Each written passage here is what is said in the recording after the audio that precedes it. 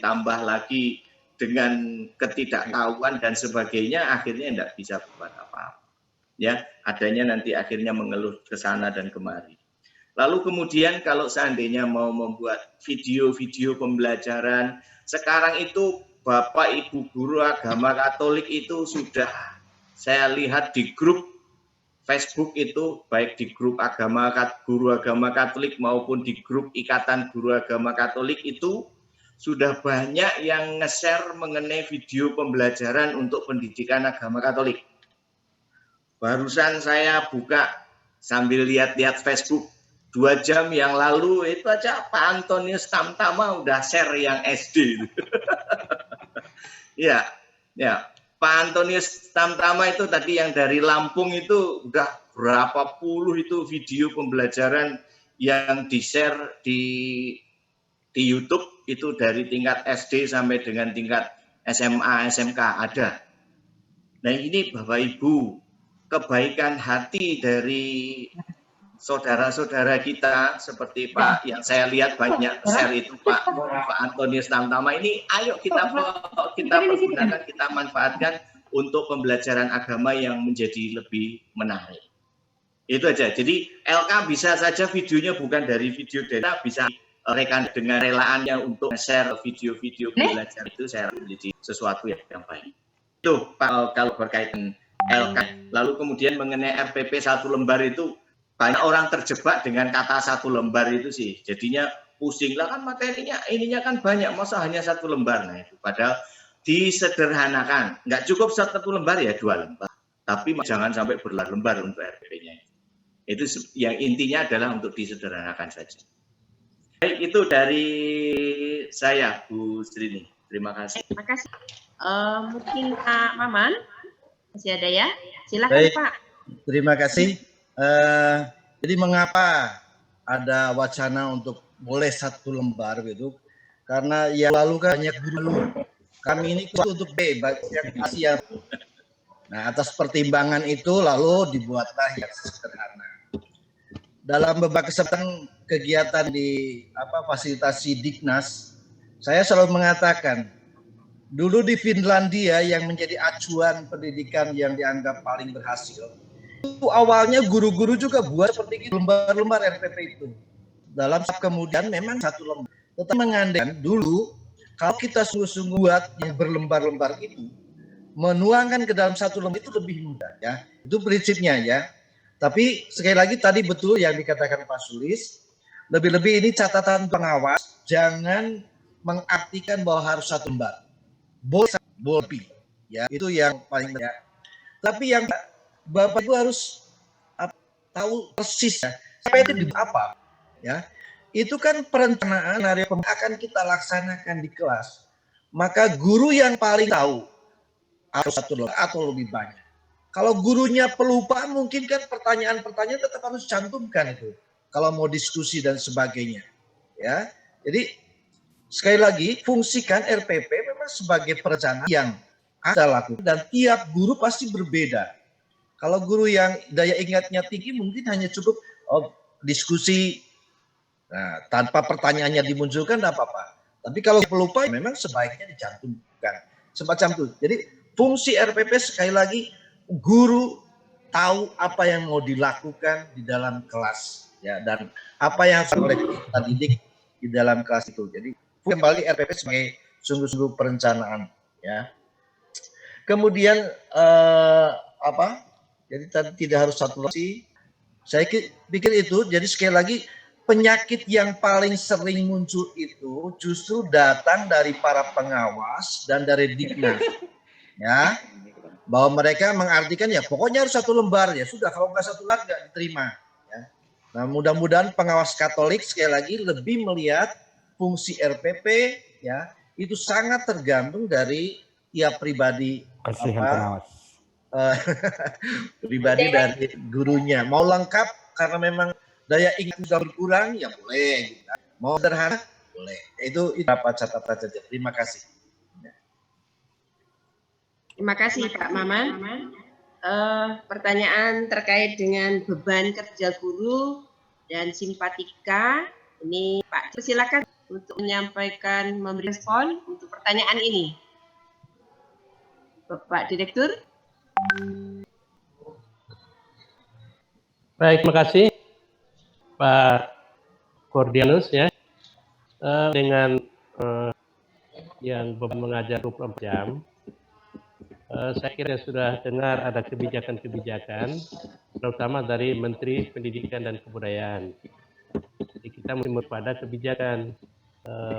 Jadi saya sampaikan oleh beliau bahwa selama pandemi 19 itu yang 24 jam itu di abaikan. Jadi sekarang kan kita tidak harus sekian jam kan, jadi hanya kalau hanya sekian jam itu supaya disesuaikan. Jadi teman-teman di daerah itu juga menyesuaikan. Jadi untuk kaitan dengan tunjangan profesi guru untuk saat ini tidak mengacu lagi pada 24 jam itu, ya disesuaikan. Ya, jadi itu. Terus yang kaitan dengan simpatika itu memang data yang dikeluarkan yang dikeluarkan oleh Kementerian Agama, ya memang data-data guru itu dimasukkan melalui simpatika itu. Jadi kaitan dengan nanti misalnya ada kita punya guru termasuk yang bukan PNS juga, kita yang sertifikasi mereka masukkan juga di data itu. Itu menjadi link kita untuk pendataan. Memang kita ada dua, yang kaitan di Bimas Katolik ini dua. Di samping di simpatika, kita juga ada dapodik. Jadi dapodik itu guru-guru yang di bawah sekolah-sekolah yang di bawah Kementerian Agama. Memang kita linknya langsung dengan dapodik itu. Sedangkan untuk yang guru-guru pendidikan agama, kita link di simpatika. Ya. Jadi memang itu menjadi kewajiban kita ya untuk masukkan data-data kita ya supaya bisa lancarlah semua urusan-urusan kita.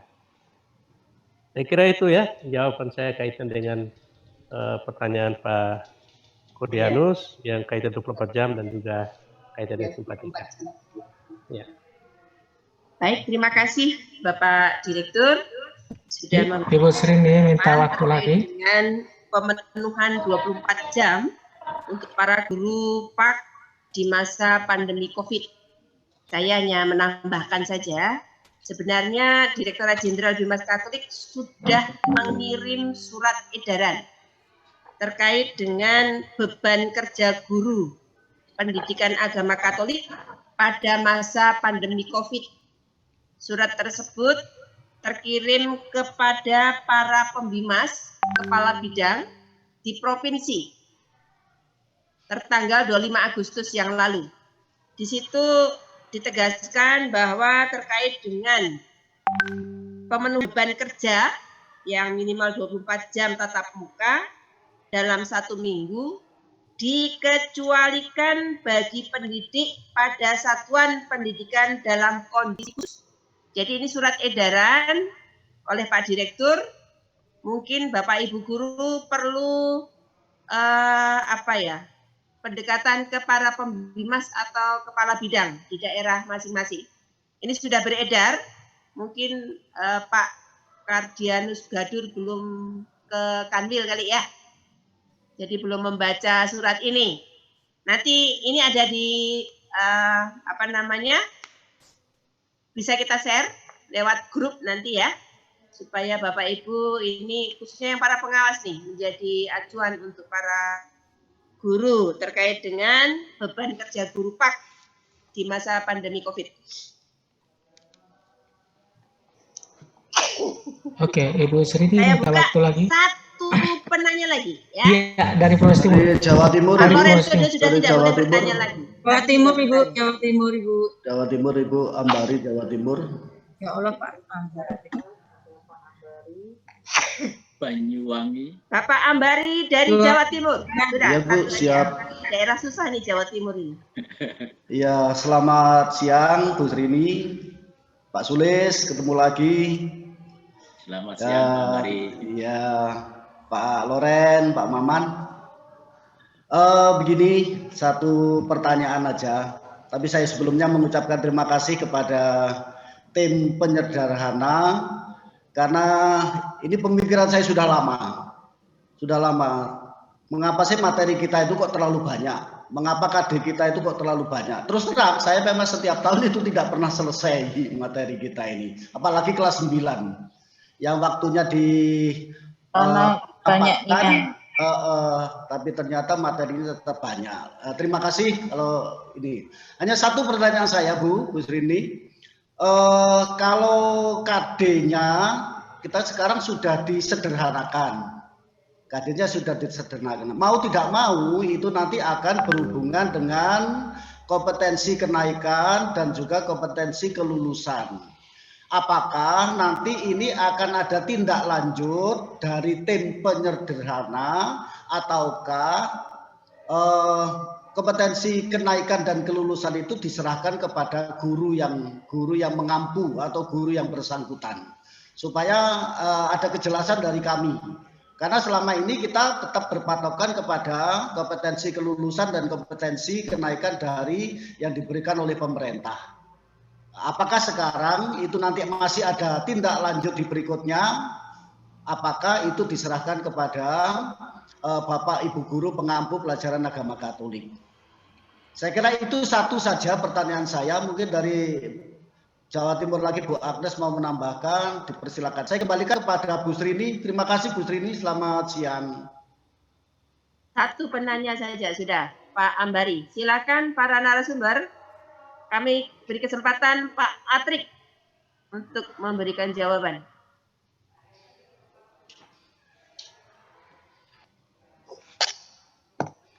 Ya, baik. Terima kasih Pak Ambari. Jadi prinsipnya pemerintah saat ini juga terus-menerus. Jadi setiap bulan itu ada saja regulasi-regulasi yang dibuat lalu kemudian yang berkembang sesuai dengan perkembangan situasi. Lalu kemudian untuk semester nanti untuk naikkan kelas, saya yakin pasti akan ada berlanjutannya ya. Pasti akan ada ketika dari Kemdikbud sendiri menyatakan bahwa guru atau satuan pendidikan tidak punya kewajiban untuk menuntaskan KD, sementara kalau regulasinya atau kriteria untuk kelulusannya tetap harus setelah selesai semua KD, ya tidak mungkin. Itu pasti ada kebijakan atau aturan yang bertabrakan di situ. Tentunya akan dibuat sebuah relasi ataupun sebuah ketentuan-ketentuan khususnya untuk untuk kenaikan kelas, untuk kelulusan, itu pasti kedepannya akan ada saya rasa, karena tidak mungkin aturan yang lama tetapi kita menggunakan aturan yang berlaku sekarang ini yang baru. Itu saya rasa dari saya. Jadi kita tunggu saja bagaimana nanti kebijakan itu akan kita terima untuk kita di semester yang akan datang gitu ya. Begitu Pak dari saya. Terima kasih. Baik, terima kasih Bapak Ibu Atrik dan teman-teman tim narasumber sudah hadir di hadapan kita saat ini, Bapak Dirjen Bimas Katolik.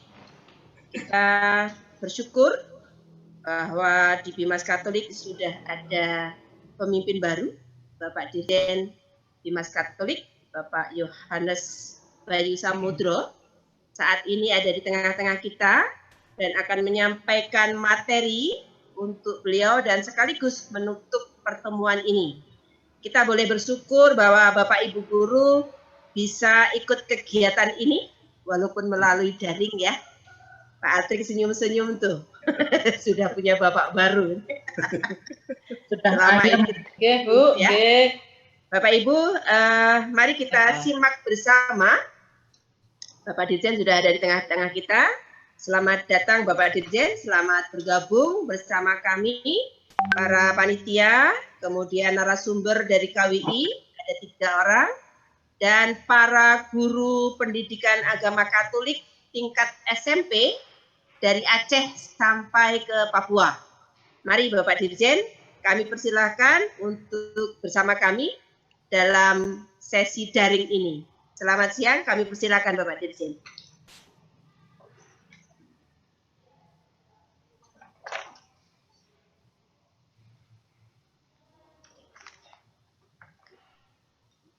Selamat siang Bapak dan Ibu sekalian yang dikasihi Tuhan. Selamat siang Bapak, selamat sore kasih Bapak. Selamat siang Pak Dirjen. Selamat siang Pak. Salam sehat selalu. Selamat siang Pak Dirjen. Selamat siang. Izin namanya masih Justina Srini ya. Tapi orangnya tidak cantik, sama sekali nggak cantik. Jadi jangan berharap yang macam-macam karena memang nggak ada cantik-cantiknya nih dengan Justina Srini begini. Oke, baik. Bapak dan Ibu sekalian yang kami hormati, para pejabat eselon 2 dan 3, 4 di pejabat fungsional di Kementerian Agama, khususnya di Direktorat Jenderal Dimas Katolik, dan juga para bapak pembicara narasumber dari Bandung, Depok, Bogor, ya Pak Maman, Pak Atrik, Pak Sulis, ya, yang sudah sejak pagi tadi memberikan pengalaman-pengalamannya dalam menyusun atau merancang kompetensi inti dan kompetensi dasar untuk mata pelajaran pendidikan agama Katolik, khusus pada masa pandemi COVID-19. Ya. Dan juga selamat siang juga buat Bapak Ibu guru dan pengawas pendidikan agama Katolik yang hadir dalam sesi daring ini. Bapak dan Ibu sekalian, kita semua sama-sama sadari bahwa kondisi pandemi COVID-19 saat ini belum berakhir. Ternyata perjalanannya masih sangat panjang. Gitu ya. Kita semua menyangka bahwa pandemi ini akan berakhir paling tidak nanti sekitar bulan Juni atau Juli begitu ya. Tapi bahkan sampai tahun pembelajaran berlangsung, tahun pembelajaran baru 2020-2021 masih ada ya kasus-kasus yang muncul di beberapa tempat. Kami sendiri di gedung Kementerian Agama ini sudah beberapa kali terjadi lockdown untuk beberapa sektor ya, terutama karena memang ada teman-teman kita yang terindikasi positif COVID-19 ya, sehingga beberapa lantai sempat lockdown. Ya, puji Tuhan sampai sejauh ini kami di Direktorat Jenderal Dimas Katolik lantai 12, lantai 13 aman gitu ya. Nah, COVID-19 ini menyebar hampir di seluruh negara, baik negara maju maupun negara berkembang. Tidak terkecuali juga negara kita. Memang sudah bisa diduga dengan lebih dari 230 juta jiwa yang tersebar dari Aceh hingga Papua. Ini kemungkinan besar untuk terindikasi itu pasti ada. Ya. Nah, COVID-19 ini telah menghancurkan berbagai sisi kehidupan kita, utamanya ekonomi, itu pasti. Karena sektor niaga juga terkena dampak paling awal. Lalu pergerakan orang-orang juga demikian, transportasi, pariwisata itu juga langsung terkena dampaknya. Pembatasan kehidupan sosial bahkan juga mengarah kepada ancaman dan taruhan nyawa. Ini luar biasa ya Bapak Ibu sekalian. Jadi teringat bacaan-bacaan kitab suci Perjanjian Lama ya. Itu ada tulah di zaman Nabi Musa waktu itu. Dan itu melambangkan bahwa kejadian masa lalu itu ada kok, terjadi juga di masa sekarang ini dengan adanya pandemi COVID ini. Nah, dalam hal ini pemerintah itu tidak henti-hentinya dengan langkah-langkah pengendalian COVID-19 ini. Ya, berbagai macam cara dilakukan. Dan kita di dunia pendidikan, khususnya yang bergerak di Kementerian Agama, itu juga berusaha dengan berbagai macam cara untuk menanggulangi persoalan COVID-19 ini. Nah, upaya dan kerja keras untuk menekan laju penyebaran COVID-19 ini pada satuan pendidikan, tak terkecuali pendidikan agama maupun pendidikan keagamaan, terus-menerus digalakkan. Dengan berbagai macam cara, khususnya dengan metode-metode daring, yang sampai saat ini pun kita masih melakukan sosialisasi. Meskipun metode daring ini sudah dilaksanakan di Indonesia sejak pandemi merebak, yaitu sekitar pertengahan Maret. Tetapi sampai sejauh ini kita masih bahkan baru sungguh-sungguh belajar ya, bagaimana caranya nih mensosialisasikan materi pembelajaran dengan cara daring. Nah, dampaknya itu lebih terasa pada pendidik dan tenaga kependidikan terkait dengan pembelajaran. Para guru di sekolah-sekolah itu perannya sekarang sudah mulai berbagi. Berbagi juga kepada ibu-ibu rumah tangga yang di rumah. Semua jadi guru ya, Bapak Ibu. Semua jadi guru, apalagi kalau yang anak-anaknya masih SD, ya, TK begitu. Yang membutuhkan biasanya adalah kompetensi dari guru-guru untuk bisa mengendalikan mereka supaya giat belajar. Namun juga tidak menutup kemungkinan anak-anak SMP dan SMA masih mengalami situasi di mana mereka butuh pendampingan, butuh sentuhan fisik dari gurunya yang tidak bisa dilakukan pada masa pandemi COVID ini. Maka perannya diganti dengan peran metode daring. Sampai saat ini, jumlah guru pendidikan agama Katolik itu di jenjang SD itu mencapai 8.739 dan di jenjang SMP itu mencapai 3.604 orang untuk guru-guru pendidikan agama Katolik. Lalu di jenjang SMA itu ada 2.575 orang. Lalu ternyata juga terdata guru-guru di jenjang sekolah luar biasa. Ini jumlahnya ada sekitar 28 orang. Ini sumbernya kita ambil dari Simpatika Ditjen Bimas Katolik pada tanggal 17 Juli 2020. Nah, sementara untuk pengawas pendidikan agama Katolik jumlahnya 262 orang. Ya. Sementara untuk siswanya untuk tahun yang saat ini berjalan, yaitu tahun 2020-2021, untuk SD itu jumlahnya hampir mencapai 1 juta siswa. Ya, jadi tepatnya 972.933 anak. Ya. Lalu untuk sekolah khususnya di SD LB itu ada 2.099. Lalu yang di SMP ada 456.567 anak. Khusus yang luar biasa ada 858. Lalu untuk yang SMA umum ada SMA dan SMK ada 400.461. Sementara dari yang jalur luar biasa ada 574. Kalau sumber ini memang sumber data dari Kemdikbud. Mungkin saja terjadi ketidakakuratan, namun baiklah bila kita menggunakan data resmi yang dikeluarkan oleh Kementerian Pendidikan dan Kebudayaan.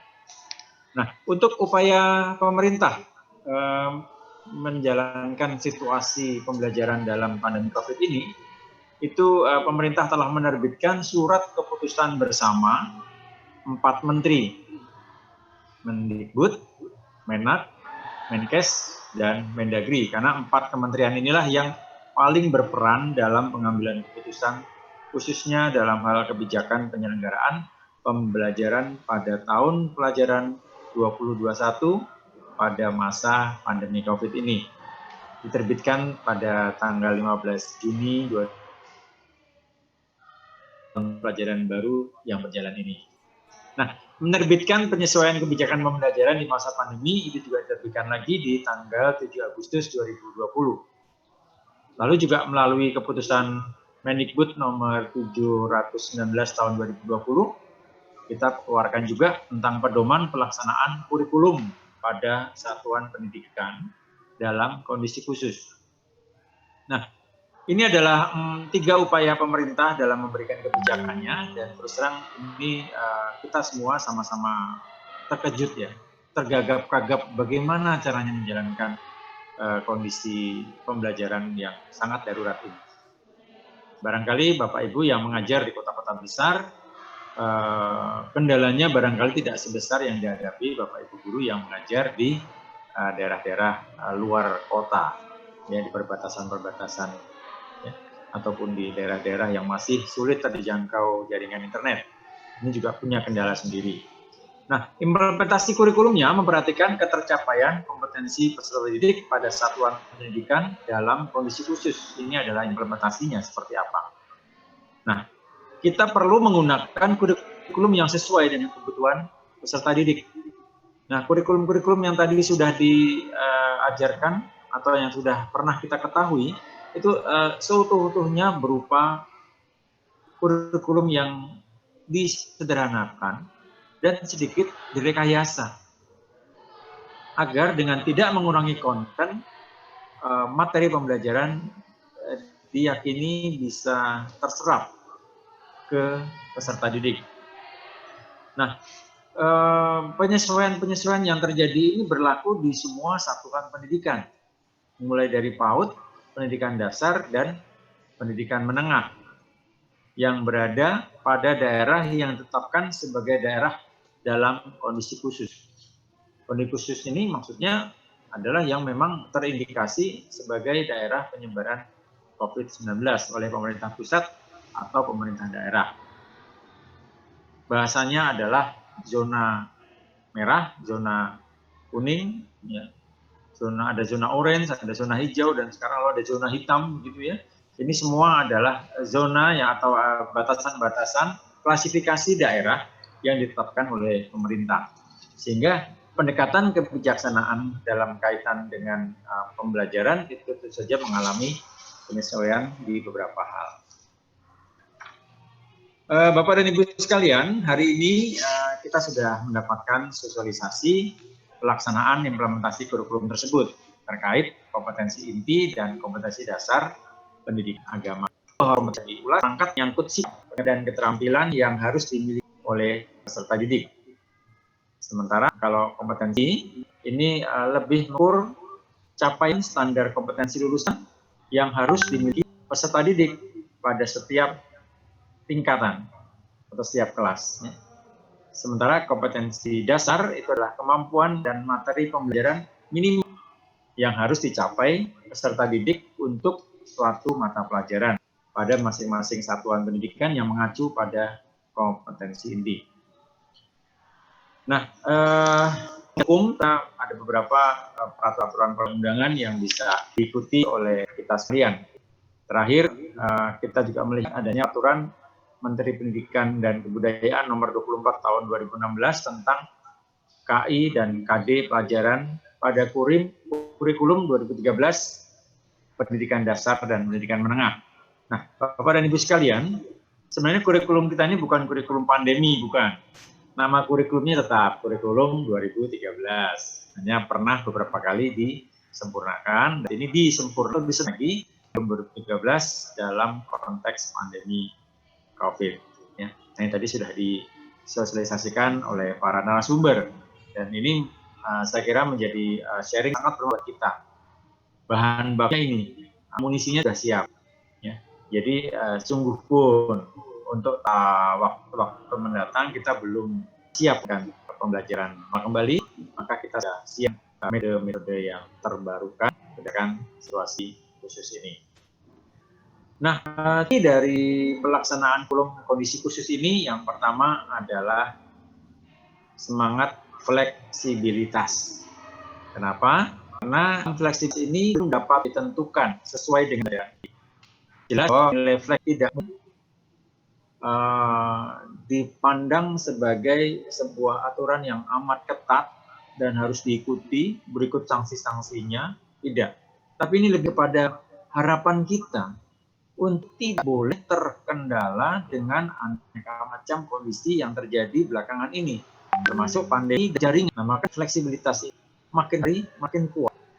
Oleh karena itu, sosialisasi yang baru saja kita dengarkan narasumber itu adalah bahan pokok kita untuk menjalankan kurikulum yang fleksibel. Nah, pelaksanaan kurikulum memperhatikan juga yang pertama, usia dan tahap perkembangan peserta didik pada PAUD. Nah, kita tahu bahwa pendidikan anak usia dini ini nyaris tidak mungkin digantikan oleh metode pembelajaran daring. Nah, maka pendidikan keluarga di sini itu tentu menyentuh aspek-aspek yang sangat penting karenanya. Tidak mungkin para guru PAUD di sekolah itu lalu sepenuhnya dipercayakan untuk pendidikan anak-anak PAUD ini ke mereka. Tidak juga mengajak kerjasama orang di rumah. Ya, maka wajar saja kalau kaum ibu 3-4 bulan terakhir ini sudah mulai menjerit-jerit. Luar biasa ini mengajar anaknya sendiri padahal ya, tapi itu saja ini punya tantangan tersendiri. Ya. Mungkin para wanita karir di kantor dan tempat pekerjaannya, tapi harus menyisihkan waktu untuk menyiapkan wahana belajar yang cocok buat anak-anaknya. Nah, ini usia yang rawan menurut pandang beberapa pihak. Nah, capaian kompetensi, kebermaknaan, dan kebermanfaatan pembelajaran pendidikan dasar dan menengah ini harus diperhatikan ya, oleh pelaksana pendidikan di satuan-satuan pendidikan. Nah, lalu juga yang masih berkaitan dengan fleksibilitas, penyederhanaan kurikulum secara mandiri. Tidak harus kepada pengawas misalnya. Sedikit-sedikit tanya, Pak, ini bagaimana caranya? Kok kita nggak bisa? Boleh bertanya, tapi tidak boleh mengandalkan. Karena toh kita sama-sama tahu cara yang terbaik seperti apa. Kan sedang belajar pengalaman ini semuanya ya. Jadi ya, Bapak Ibu pengawasnya kalau ditanyai ya mestinya bingung. Gimana ini kalau misalnya jawabannya apa? Nah, maka semangat kreativitas dan penyederhanaan kurikulum ini hendaknya dijalankan secara mandiri. Artinya apa? Mengandung implikasi bahwa tidak ada kewajiban untuk menuntaskan seluruh kelas ataupun bahkan kelulusan. Ya. Nah, sebenarnya tanpa diberikan arahan, ini sudah persis sama amanat dari Mendikbud tentang Merdeka Belajar, merubah ujian nasional menjadi asesmen kompetensi minimum. Pada hari yang sama, tadi saya menghadiri sosialisasi asesmen untuk siswa dalam konteks mengganti ujian nasional menjadi asesmen kompetensi minimum. Ini masih plus lagi, plus dalam kondisi pandemi COVID. Ya. Mengadakan perubahan saja tidak mudah, apalagi kita harus berhadapan sama pandemi. Ya. Nah, maka sosialisasi, perencanaan untuk kaitannya dengan asesmen dan KIKD ini saya kira perlu untuk jalan beriringan. Nah, beberapa prinsip yang perlu kita perhatikan dalam pembelajaran kondisi khusus ini, ya. Yang pertama itu adalah aktif. Itu sebagai syarat mutlak. Kalau kita tidak bisa mengaktifkan anak-anak atau kitanya sendiri tidak bisa aktif, maka niscaya program ini akan jalan di tempat. Ilmu tidak akan bisa tertransfer dengan baik di anak-anak, apalagi bagaimana nanti sistem asesmennya. Maka diharapkan aktif. Aktif itu pengertiannya apa? Terlibat penuh dalam perkembangan belajar. Lalu berupaya untuk bagaimana dirinya dapat belajar. Lalu refleksi pengalaman belajarnya. Lalu juga menanamkan pola pikir yang bertumbuh. Jadi kalau posisi kita sendiri tidak siap untuk menjalankan proses ini, maka niscaya kita pun juga akan mengalami kendala. Nah, relasi sehat untuk beberapa pihak itu perlu terlibat di dalamnya. Ya, jadi kalau kita ada rasa insecure ya atau tidak nyaman, ini akan sulit. Ya.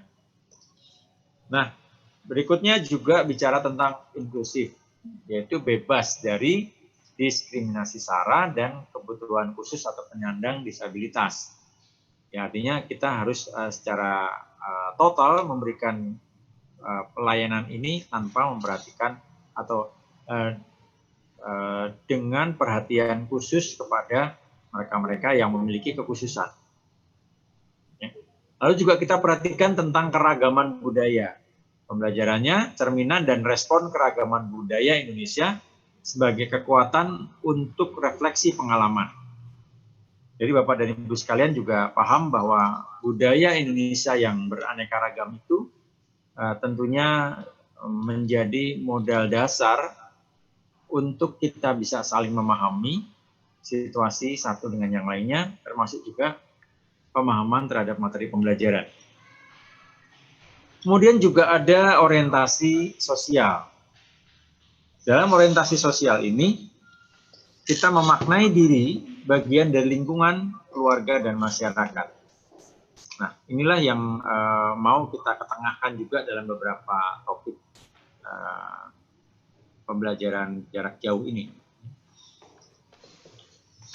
Baik, Bapak dan Ibu sekalian, sebenarnya ada banyak hal yang ingin disampaikan, namun kami percaya bahwa Bapak dan Ibu sekalian di lapangan ya berhadapan dengan para siswa peserta didik yang sebenarnya berharap mendapatkan pembelajaran normal seperti dulu. Tapi kita tidak bisa berharap banyak, mengingat situasinya juga tidak memungkinkan untuk saat-saat seperti sekarang ini. Oleh karena itu, kami dari Dirjen Bimas Katolik mempunyai beberapa harapan. Ya. Yang pertama, Bapak Ibu sudah lakukan tadi ya, mengikuti sosialisasi kompetensi inti dan kompetensi dasar ini dengan baik. Terbukti sampai siang ini, Bapak dan Ibu terlihat dari layar-layar monitor ini, itu masih sangat bersemangat ya. Meskipun teman-teman yang ada di Indonesia Timur tentu sudah hampir sore ini ya, udah jam 3 ya. Lewat ya, sudah hampir sore. Kita semua berharap proses ini dapat ditindaklanjuti karena sudah berjalan lancar sejak tadi pagi. Nah, maka bisa ditindaklanjuti dengan diskusi-diskusi kecil ya, dengan sesama guru mencari strategi yang cocok melakukan pembaharuan di bidang pembelajaran ya. Dan akhirnya dalam kesempatan siang hari ini saya mengucapkan terima kasih atas kerjasama Bapak dan Ibu sekalian, dan terima kasih pula telah mengikuti sejak pagi hingga siang sore hari ini. Dan untuk itu kami mengucapkan selamat bertugas untuk melanjutkan kembali pembelajaran agama Katolik ini dalam masa, dengan harapan semoga kita tetap semangat, tetap sehat, dan semoga pandemi ini segera berlalu dan kita bisa kembali bertemu dengan peserta didik kita masing-masing sebagai perwujudan perwakilan orang tua mereka di sekolah. Demikian, selamat melaksanakannya, selamat bertugas, dan Tuhan memberkati. Amin.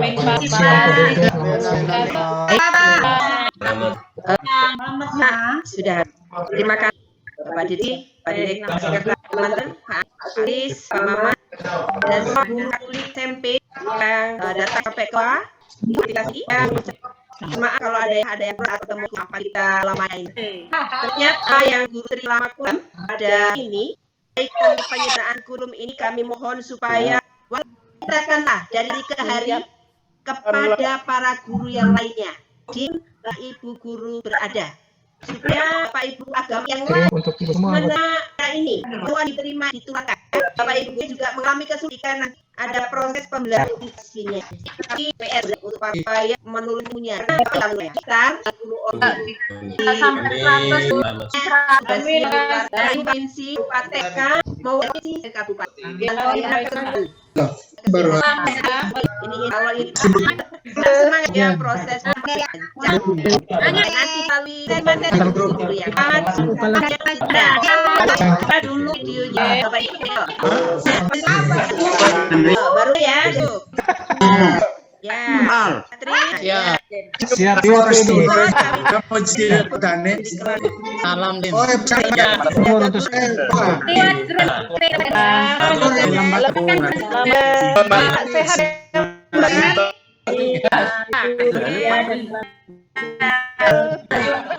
dari Papua.